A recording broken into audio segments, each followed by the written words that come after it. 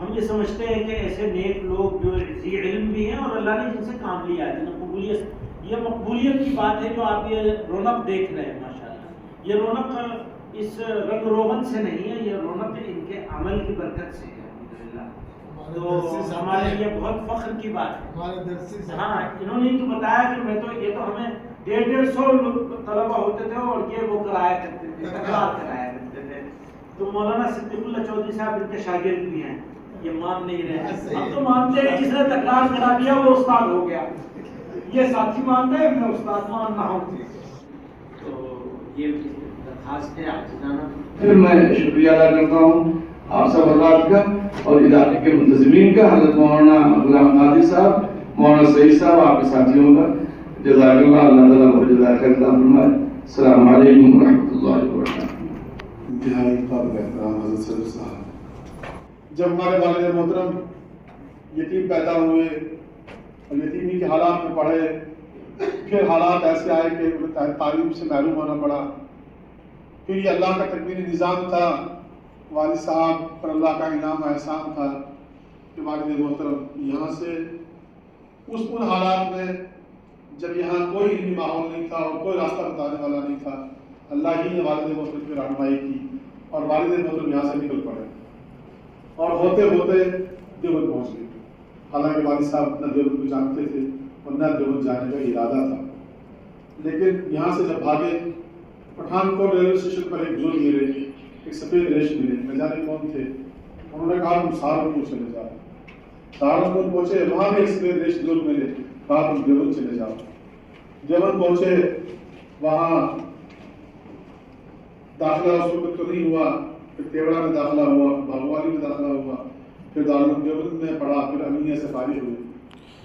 بہرحال اللہ کا تقدیری نظام تھا جو کام کر رہا تھا. پھر والد صاحب اس لیے یہاں نہیں آئے. یہاں بے شمار ایسے علماء ہیں جو اس لیے یہاں فارغ ہو کے نہیں آئے یا کام نہیں کیا.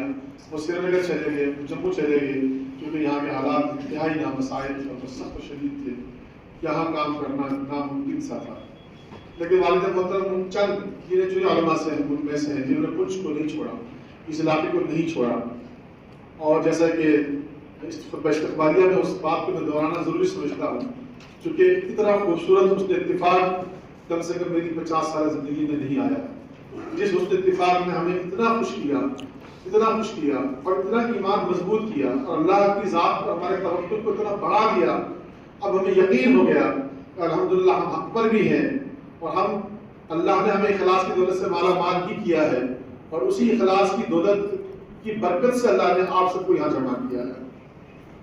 جب مدرسہ بالکل اپنے ابتدائی دور میں تھا، یعنی ماں کی گود سے ابھی مدرسہ باہر نکلا بھی نہیں تھا، اس علاقے میں 13 گھنٹے کا سفر کر کے قاری طیب رحمۃ اللہ علیہ یہاں پہنچے. کسی کو یہ گمان بھی نہیں تھا کہ آج سے 50 سال پہلے جیسے حالات میں یہاں پہ اسلام آئیں گے. دارالعلوم دیوبند اور اس کے معتمین کے قدموں کی برکت سے یہ قافلہ یہاں تک پہنچا. 50 سال کا سفر ہنستے کھیلتے پورا ہو گیا. اور عجیب بات ہے، ہم نے یہ تاہیہ ارادہ کیا کہ 50 سالہ تقریبات کے حوالے سے ہم پروگرام کریں گے، چونکہ الیکشن بیچ میں آ گیا اور غیر اس وقت میں آیا جب یہ پروگرام کرنے کا موسم تھا. ہم نے سوچا کہ ملک اس وقت ایک ایسے ڈگر پر کھڑا ہے، اس ایک سن طے ہو جائے، اس کے بعد ہم 50 سالہ تقریبات کو منعقد کریں گے. مگر اللہ لمبی عمر کرے ہمارے قائد کی، اللہ صحت دے ہمارے قائد کو، اللہ بہترین جزائے خیر دے ہمارے قائد کو. اللہ نے حضرت مولانا محمود صاحب کے دل میں نظر کیا بات ڈالی. 50 سالہ تو ہمارا ہو گیا اور گنے چنے دنوں میں ہی ہو گیا، اور ایسا ہوا کہ ہمیں پتہ ہی نہیں چلا.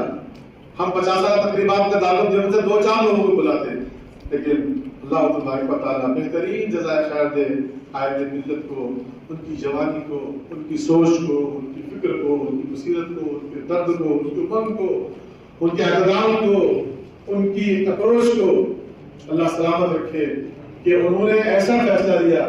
جب مولانا حکیم الدین صاحب نے مجھے مطلع کیا فون پر، مجھے تو چند لوگوں کی لگا میرے ساتھ مذاق ہو رہا ہے. ایسا کیسا ہو سکتا ہے کہ جمیل الرحیم پنچ میں آئے گی، پنچ میں بیٹھے گی، ہم کیسے کر پائیں گے؟ والد محترم فرمانے لگے بیٹا تم ساری عمر کے اتنے لوگوں کے پیر پکڑو گے کوئی بھی نہیں آئے گا، اللہ بھیج رہا ہے، اب تمہیں ہمت کرنی ہے.